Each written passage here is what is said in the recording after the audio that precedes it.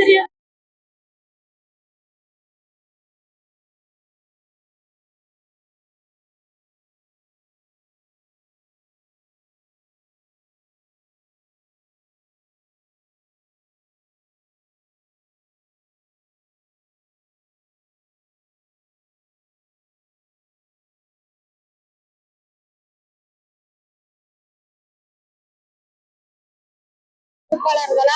அறிவிச்சிருக்காங்க.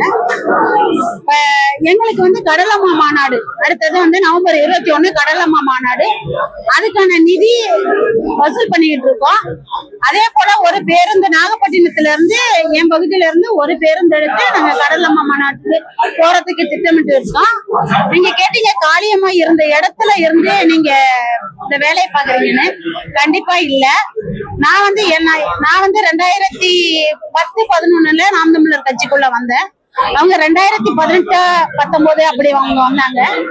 எனக்கு அண்ணன் நான் கட்சிக்குள்ள இணைஞ்சு செயல்படும் போது எனக்கு மாவட்ட பொறுப்பு கொடுத்தாரு மகளிர் பாசறையில. அதுக்கு பிறகு மாநில பொறுப்பு, மாநில ஒருங்கிணைப்பாளர் மகளிர் பாசறையில கொடுத்தாங்க. அடுத்தது மாநில மீனவர் பாசறை ஒருங்கிணைப்பாளராக கொடுத்தாங்க. இப்ப மாநில நிர்வாகி குழு பொறுப்பாளரா அண்ணா அறிவிச்சிருக்காங்க. காரியமா இருக்கிற இடத்துல நான் வேலை பார்க்கிற களம் வேற, அவங்க பேச்சு இந்த மாதிரி அவங்க கட்சி கட்டமைப்பு பண்ணிட்டு இருந்தாங்க.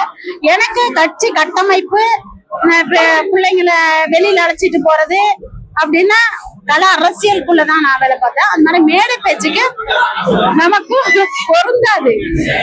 எவ்வளவு கட்டமைக்க சொல்றீங்களோ கட்டமைப்போம், உறுப்பினர் சேர்க்க சொல்றீங்களோ சேர்ப்பேன். மற்றபடி தலைமைக்கு அடக்கமா தலைமை என்ன சொல்லுதோ தலைமையோட கட்டுப்பாட்டிலையும் எங்க மாவட்ட செயலாளர், மண்டல செயலாளர், மற்ற எல்லா மாநில ஒருங்கிணைப்பாளர்களுடைய கட்டுப்பாட்டுல நாங்க எங்களுடைய எல்லையை மீறி நான் செயல்பட மாட்டேன். அதே போலதான் கட்சி நிகழ்வும் நாங்க பண்ணிட்டு இருக்கேன்.